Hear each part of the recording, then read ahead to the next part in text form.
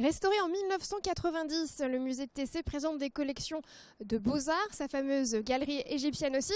Et puis maintenant, on lui trouve des ateliers de dimanche en famille. Allons les découvrir juste à l'intérieur. On est arrivé dans la première salle de l'exposition avec Françoise Frosé-Jolivet. Bonjour. Bonjour. Vous êtes conservateur donc au musée de Tessé. C'est ça même. Alors qu'est-ce que c'est donc ces ateliers dimanche en famille ? Eh bien, comme pour toutes les expositions temporaires, on propose un dimanche en famille où le but c'est que les parents travaillent avec les enfants, si on peut dire travailler. C'est-à-dire que moi je leur fais faire une petite visite de l'exposition et ensuite ma collègue Fabienne des ateliers fait faire un atelier en famille. Alors le thème de l'expo là c'est ? Bleu, jaune, rouge, la couleur libérée. Couleur libérée, d'accord. Une exposition que j'ai faite avec ma collègue Caroline Ardot et Philippe Piguet, qui est historien d'art et critique d'art. On a choisi finalement les 3 couleurs primaires de la fin du 19e siècle jusqu'à aujourd'hui pour montrer comment, après beaucoup d'années presque de servitude, on pourrait dire, la couleur va libérer la peinture de toutes sortes de contraintes. Vous invitez les parents, les enfants à avoir une réflexion sur toutes ces couleurs. Oui, exactement. Petit, adulte, petit, moyen grand. Voilà. Le but, c'est d'avoir effectivement un public le plus large possible. D'accord. Il y a un tableau très impressionnant, que je trouve pour ma part impressionnant, c'est celui qu'on voit tout de suite à l'image. Vous m'aviez dit qu'il était réalisé avec du rouge à lèvres. Oui, c'est une œuvre de Francis Hibert qui appartient au FRAC des Pays de la Loire, avec un petit clin d'œil sur la société industrielle. Et Fabrice Hibert l'a appelé 1 mètre carré de rouge à lèvres, puisqu'il a réalisé ce tableau avec 17 tubes de rouge à lèvres. Et c'est vrai que c'est ce que disait Gauguin à la fin du 19e siècle. En peinture, il faut tout oser, et les artistes contemporains osent tout, même ils emploient des matériaux et des outils complètement nouveaux, complètement différents. À l'inverse, on a une couleur de l'autre côté qui va être beaucoup plus calme, plus sereine, un joli bleu. Oui, un très joli tableau de Geneviève Haas, qui est une peintre qui est habitée par le bleu, elle le dit elle-même, le bleu c'est son langage. Et le but dans cette salle, c'est aussi de faire comprendre aux gens comment la couleur permet d'agir sur leur sens. Et c'est vrai qu'à côté du rouge de Francis Hibert, qui est très lumineux, très vif, on a ce bleu très silencieux, très calme, reposant. Très reposant, voilà. Ça fait combien de temps qu'ils existent, ces ateliers en famille déjà ? Je dirais que c'est au moins la 5e fois qu'on fait des ateliers en famille. Ça plaît beaucoup ? Ça plaît énormément. Puis c'est vrai que ça permet de passer un dimanche en famille autour des œuvres d'art, autour d'une exposition. Ça permet peut-être de démocratiser aussi l'art en général, non ? Oui, le but c'est aussi ça. Et c'est pour ça qu'on aime beaucoup. On a énormément de scolaires et on s'aperçoit que beaucoup d'enfants reviennent le dimanche avec leurs parents. Et ça, je crois que ça pouvait pas nous faire plus plaisir. On continue l'expo ? Oui, bien sûr. Allez. Alors Françoise, nouvelle salle, nouvel univers, nouvelle époque aussi. Oui, qu'on appelait modernité au pluriel, puisqu'en fait ce sont des œuvres qui datent de la fin du 19e siècle jusqu'au premier tiers du 20e, à une époque où on reste dans la peinture figurative, mais où les peintres haussent le ton, c'est-à-dire qu'ils utilisent des couleurs complètement arbitraires qui correspondent en fait aux émotions et aux sensations qu'ils cherchent à restituer sur la toile. On remarque aussi qu'on est moins dans l'abstrait comme ce qu'on avait pu voir dans la salle précédente, on est plus dans la représentation. Non, c'est plus réaliste entre guillemets, mais c'est pas du tout de l'illusionnisme. Ce sont les couleurs, comme le tableau par exemple de Cross qui est ici, qui appartient au néo-impressionnisme, donc ce mouvement que beaucoup appellent encore pointilliste. On remarque bien les formes. Alors, on évolue un petit peu parce que là, ce sont plus des petites touches carrées qui font presque penser à de la mosaïque. Et c'est une époque en fait où Cross descend dans le sud de la France avec un autre peintre célèbre qui s'appelle Signac, et où il cherche à rendre compte de l'intensité lumineuse de la lumière méridionale.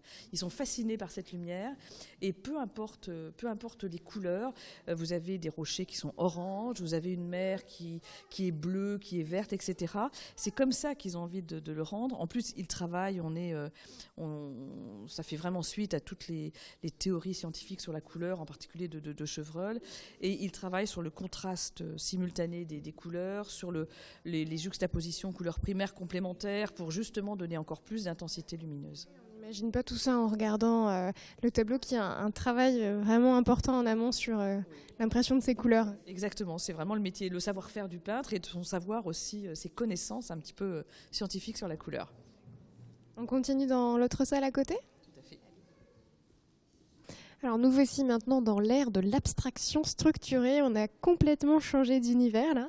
Complètement. On a cette salle qu'on a appelée abstraction structurée, une autre salle à côté qu'on a appelée abstraction dynamique, parce que à la Libération, même si c'est Kandinsky, on ne va pas revenir forcément aux sources, à la Libération, l'abstraction va exploser. Et donc il va y avoir deux courants majeurs, le géométrique et le lyrique. Et en fait, on a des œuvres ici comme Herbin, comme Morellet, etc., qui sont des œuvres extrêmement pensées, réfléchies, méditées, calculées.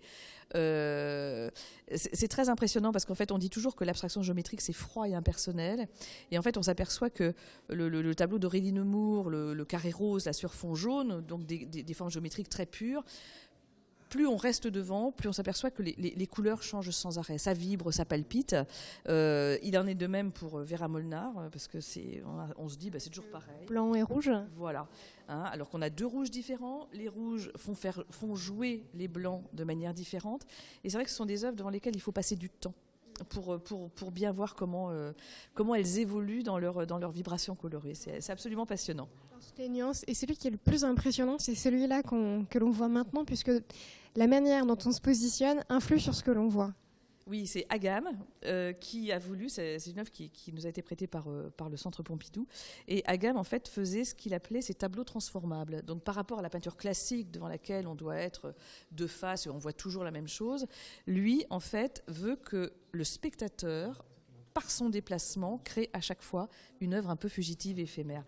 Donc c'est vraiment le déplacement du spectateur qui crée les œuvres. C'est assez magique parce qu'en fait on voit des formes, des couleurs différentes à chaque fois. Ça implique la personne qui regarde et puis ça rend peut-être l'art un peu plus ludique. Voilà. Leur but c'était de faire un art beaucoup plus accessible que dans le passé.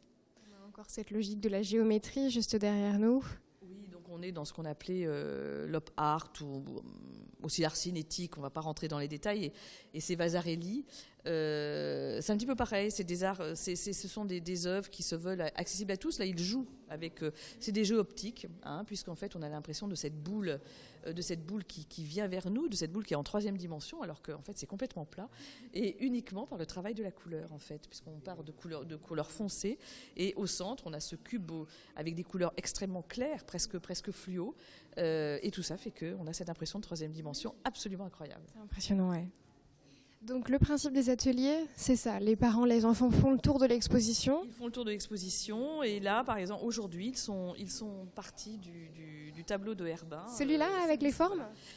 Auguste Herbin, qui était un des chefs de file le chef de file de l'abstraction géométrique et qui a, entre autres, inventé un alphabet plastique, puisqu'en fait, chaque forme colorée correspond à une lettre de l'alphabet et à une note de musique. Voilà. Et donc ensuite, c'est direction l'atelier au -1. Au -1, voilà, exactement. On y va ? On y va. Allez, c'est parti. Et nous voici arrivés au cœur de l'atelier, Françoise.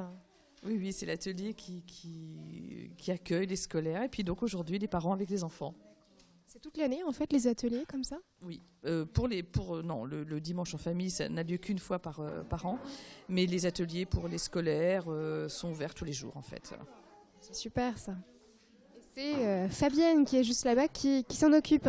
Voilà, Fabienne, il y a aussi Agnès, mais aujourd'hui c'est Fabienne qui s'occupe de l'atelier. Et moi je dis toujours, je l'ai pas dit suffisamment, c'est vraiment toute une équipe qui est derrière une exposition comme ça.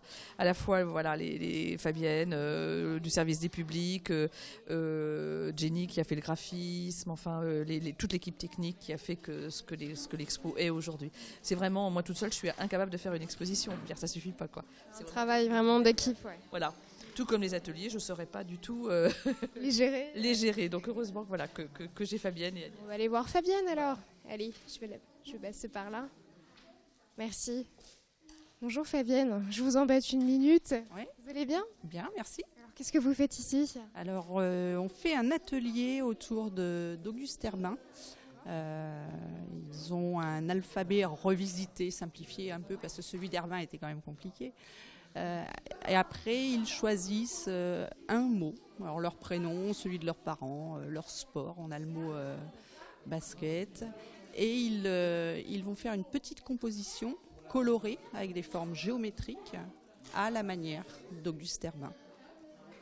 Donc collage, parce que voilà, on n'a pas le temps de séchage possible cet après-midi. Donc voilà, ça découpe, ça dessine, ça trace. Parents, enfants le font ensemble. Ouais. Par exemple, à cette famille. Oui, tout le monde se prête au jeu, les grands, les petits. Bonjour monsieur, quel est votre prénom? Philippe. Philippe. Alors Philippe, vous retombez un peu en enfance? Tout à fait, oui. Vous avez découpé des ronds et tout? Avec des ronds, des carrés, des triangles, voilà. Avec vos enfants, vous êtes venus? Ouais, comment ils s'appellent? Baptiste, Baptiste. Lilian, Lilian, c'est le plus grand? non, c'est le plus petit. C'est le plus petit. Ah bon, Le plus appliqué. d'accord. Et Nicolas, Nicolas. le plus grand. Et vous, madame, votre prénom? Nathalie. Nathalie. Un dimanche en famille, donc. Voilà, oui. C'est très Vous sympa. est venue comment cette idée de venir ici? Bah. On va pas vous voir, madame. On va se retourner. Hop, super, merci. Et ben on a vu l'information sur le journal du Mans, ma ville en fait. Voilà. Et on s'est inscrit. Dis pourquoi pas. Bah oui, on s'est dit que c'était intéressant pour les enfants et même pour nous. Ça vous plaît, les enfants? C'est bien ce que tu fais, Lilian? Oui, Qu'est-ce que tu dessines là? le rond. Le rond? Tu fais un rond bleu? Toi, qu'est-ce que tu dessines? Tu sais pas? Un rond rouge. Oui. On te voit pas, mon bonhomme, en plus. Et ma puce, toi, qu'est-ce que tu dessines? Un mot. Un quoi? Un mot. Ah, tu fais un mot. C'est quoi ce mot? Jenga. Ils sont très appliqués, en tout cas. Je vais retrouver Françoise qui se cache là. Vous êtes en plein travail, Françoise? C'est mignon, il m'expliquait un petit peu ce qu'ils étaient en train de faire. Le prochain atelier, si on veut venir aussi participer en famille, comme ça, comment ça se passe? Comment on s'inscrit? En fait, c'est affiché sur nos dépliants. On essaie, par mail aussi, on avertit les gens qui nous laissent leur adresse mail. Et puis le prochain, normalement, ça sera la prochaine exposition. Donc, je ne peux pas encore vous en dire plus. On se reverra d'ici là, donc. J'espère bien. Bon, merci beaucoup pour votre accueil. Merci à vous. À bientôt. À bientôt.